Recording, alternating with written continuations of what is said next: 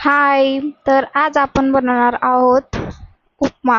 तर सगळ्यात पहिले मी गॅस चालू करून कढाई गरम व्हायला ठेवली. त्यामध्ये तेल टाकून घेते.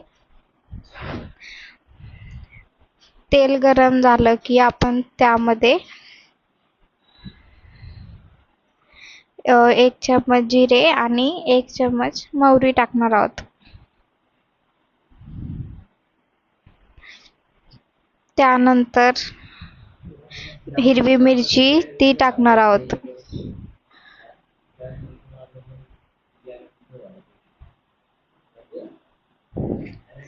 नंतर कढीपत्ता टाकून घ्यायचा. मग लगेच कांदा टाकून घ्यायचा.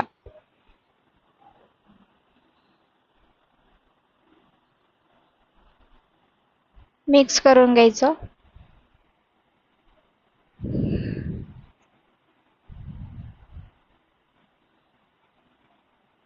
त्यानंतर शेंगदाणे टाकून घ्यायचे. ते पण मिक्स करून घ्यायचं चांगलं.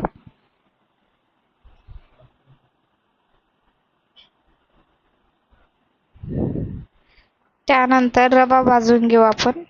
तर दुसरी छोटी कढाई ठेवून घेतली मी. त्यामध्ये आपण रवा टाकून भाजून घेणार आहोत. तर बघा, रवा भाजून घ्यायचा चांगला.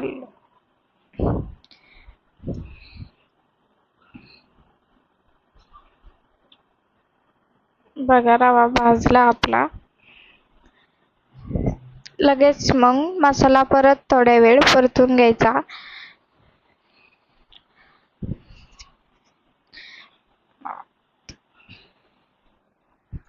नंतर त्यामध्ये टमाटर टाकून मिक्स करून घ्यायचं.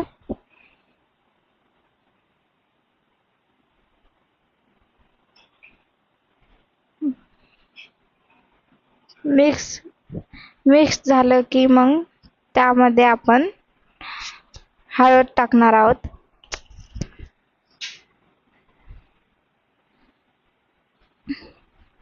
मग मीठ टाकायचं. परत एकदा मिक्स करून घ्यायचं. त्यानंतर मग त्यात पाणी टाकून घ्यायचं.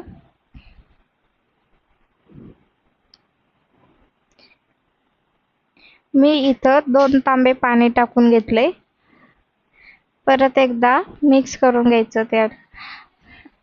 मग आपला रवा जो भाजला होता तो त्यात टाकून घेऊ. बघा, उकळी आली. लगेच मग रवा टाकून घ्यायचा. तो पण चांगला मिक्स करायचा, म्हणजे त्यात गाठी नाही होणार, म्हणून मिक्स करत राहायचं सारखं. आणि गॅस कमीच ठेवायचा. बघा, चांगलं मिक्स करून घ्यायचं.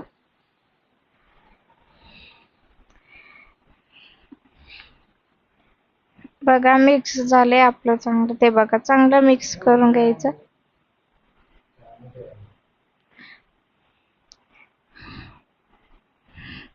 चांगलं त्याला हटवत राहायचं बघा.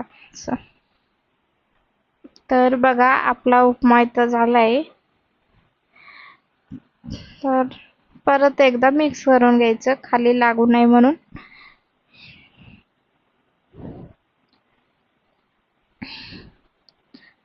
तर बघा, आपला उपमा झालाय. तर कशी वाटली रेसिपी?